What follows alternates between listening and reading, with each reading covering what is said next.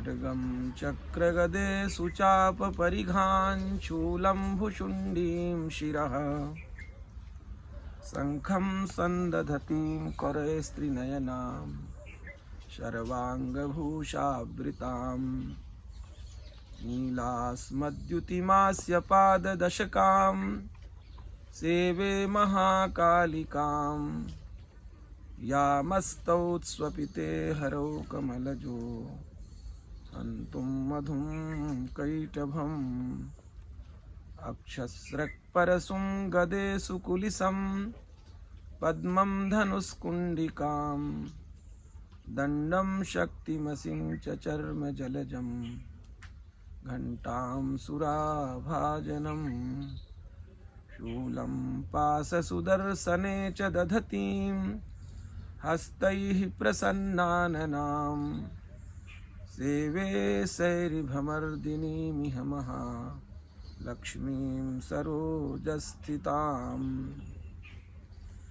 घण्टाशूलहलानि शङ्खमुसले चक्रं धनुः सायकं हस्ताब्जैर्दधतीं घनान्तविलसच्छीतांशुतुल्यप्रभां गौरीदेहसमुद्भवां त्रिजगतामाधारभूतां महा पूर्वामत्र सरस्वतीमनुभजे शुम्भादिदैत्यार्दिनीं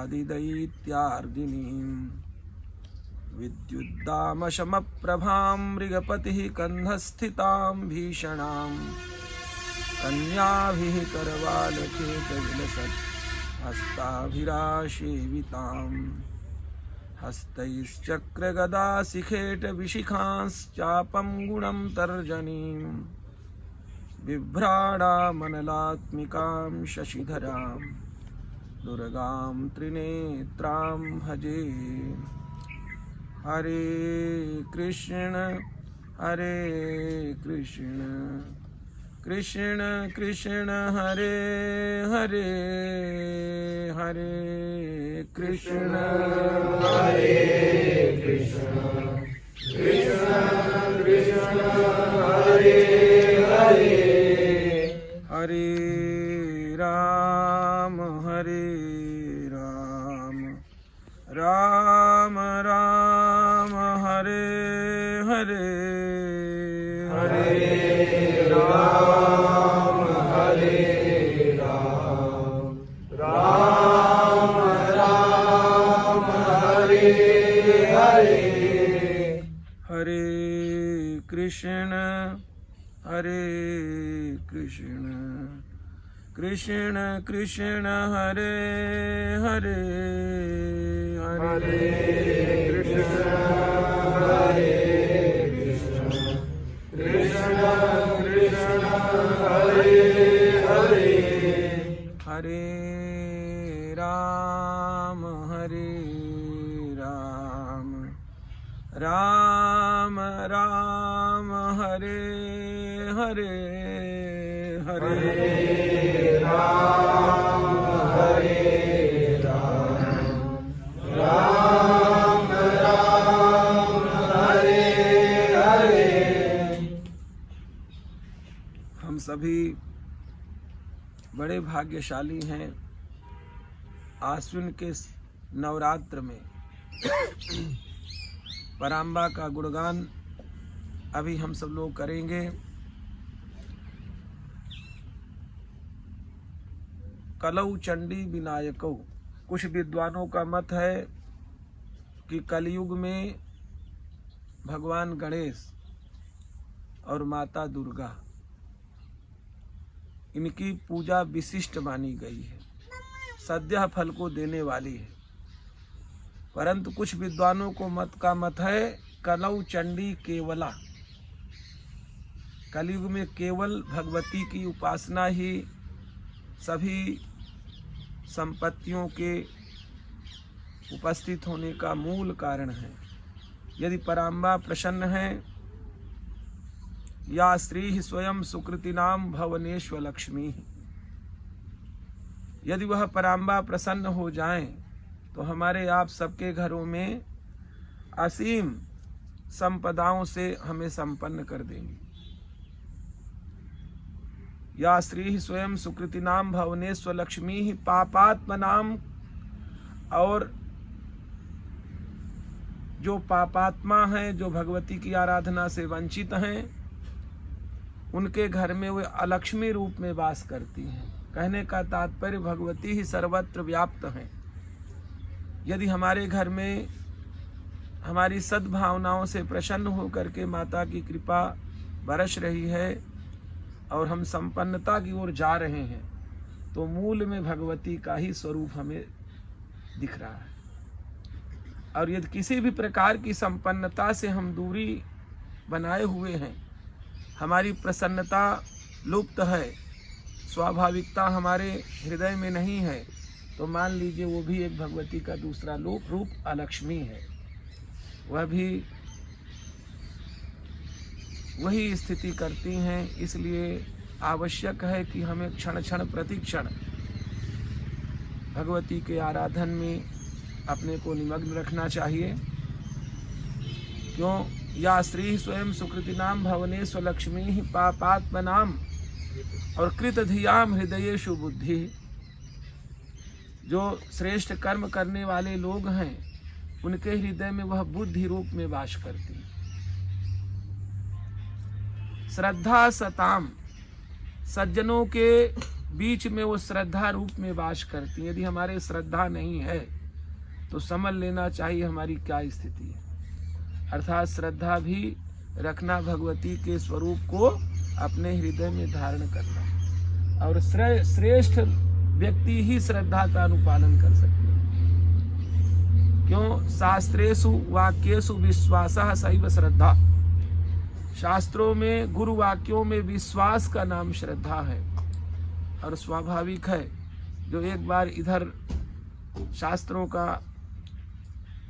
अनुशीलन करने लग जाते हैं, उनकी श्रद्धा स्वाभाविक रूप से स्थिर हो जाती है। तो श्रद्धा सताम कुल जन प्रभवश्य लज्जा। कुलीन लोगों के घर में वह लज्जा रूप में वास करती हैं। यदि हमारे लज्जा नहीं है तो समझिए भगवती के एक स्वरूप का हम आनंद नहीं ले पा रहे हैं। इसलिए लज्जा भी नितांत आवश्यकी है। कुल जन प्रभवस्य लज्जा ताम त्वाम नतः स्म परिपालय देवी विश्वम। इसलिए हे माँ, आप विश्व की परिपालना करिए और हम आपको प्रणाम कर रहे हैं। ऐसे दुर्गा सप्तमी के मध्य मध्य में ऐसे श्लोकों का वर्णन है। आज भगवत कृपा से उन पराम्बा की आराधना के लिए हम सभी बड़े आनंद में भरे हुए हैं और विश्वास करते हैं कि वे पराम्बा हमें इसी स्थिति से हमारे जीवन के अन्य क्षणों को भी आनंद में भरने का ही हमारे भीतर प्रयास करेंगी। दुर्गा सप्तशती में की एक विशेषता है, विप्राणाम भोजनैर होमैः प्रोक्षणी यैन दर्श क्या है अहर निशम। माने जो आपके द्वारा वर्ष भर अन्यान्य विधियों से पूजा की जाती है, जो भी आप विधि अपनाते हैं, एक वर्ष तक की पूजा, विप्रों का भोजन है, होम है, बड़े बड़े दिव्याति दिव्य पदार्थों से भगवती का पूजन है। वो जो एक वर्ष में भगवती प्रसन्न होती है, पूरे साल अब जब पूजा करते हैं तो भगवती बड़ी प्रसन्न होती हैं।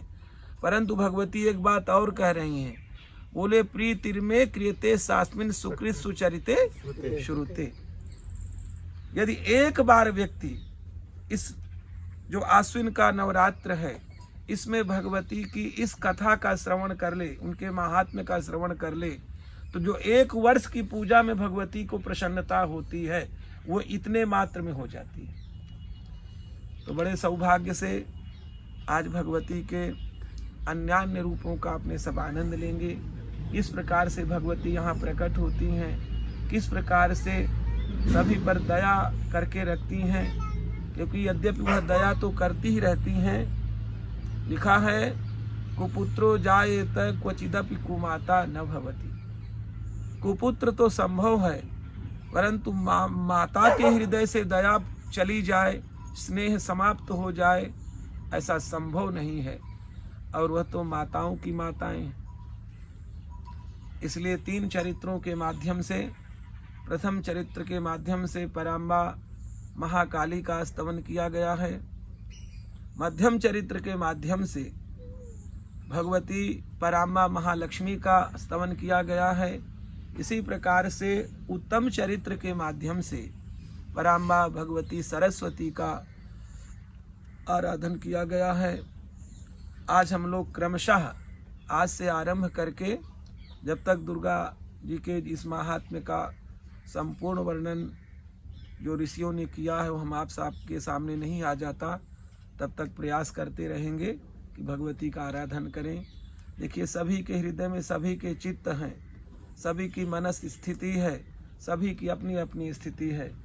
आप चाहें तो 100% ग्रहण कर सकते हैं, आप चाहें तो जितनी स्थिति तक पहुंच सकते हैं, परंतु माँ के सामने आकर के बच्चे को अन्य चीज़ें भूल जानी चाहिए, केवल माँ याद रहनी चाहिए। तो यदि इस भाव से हम सभी आराधना करेंगे तो भगवती प्रत्यक्ष हमारे सामने दिखती रहेंगी और हमें आनंदित करती रहेंगी। तो प्रथम चरित्र आज है। इसमें इस चरित्र की जो ऋषि हैं वो ब्रह्मा जी हैं, देवता इनकी महाकाली हैं, छंद इनका गायत्री है, शक्ति इनकी नंदा है और बीज इनका रक्त दंतिका है। इनका तत्व अग्नि है, स्वरूप इनका ऋग्वेद है और पराम्बा भगवती महाकाली की प्रसन्नता के लिए बच्चों को देख करके माँ और प्रसन्न हो जाती हैं। ऐसी स्थिति में हमको अपने आप को पहुँचाने के लिए हम भगवती से प्रार्थना करते हुए उनके इस चरित्र का अब आनंद लेंगे। सर्वप्रथम जब भगवान विष्णु महाप्रलय हो गया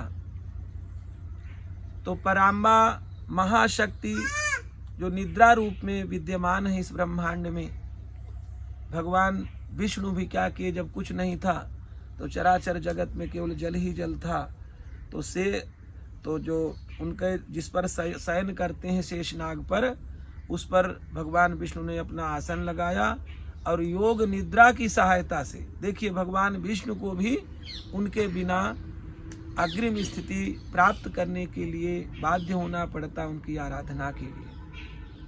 तो भगवान विष्णु पराम्बा योग निद्रा का अपने आँखों में आश्रय लेकर के और विश्राम में चले गए। हमारे आपके सामने भी नित्य प्रति योग निद्रा का आगमन होता है, परंतु हम उनको कितना चिंतन करते हैं हमारे भावों पे निर्भर करता है, क्योंकि हर व्यक्ति को नींद आती है तो बिना योग निद्रा के हमें नींद नहीं आ सकती। हमारे भीतर कभी न कभी 24 घंटे में से शांति तैरती है, भगवती शांति के बिना ये संभव नहीं है। हमारी बुद्धि हर समय यदि काम करती है तो भगवती बुद्धि हमारे साथ हर समय विद्यमान है। अन्यान्य भगवती के स्वरूप हैं, आगे अध्याय में वर्णन होगा। तो भगवती के सिवा इस संसार में कुछ है ही नहीं। सर्वम शक्तिमयं जगत, संपूर्ण ब्रह्मांड शक्तिमय है, उन्हीं का स्वरूप सर्वत्र दिखाई दे रहा है।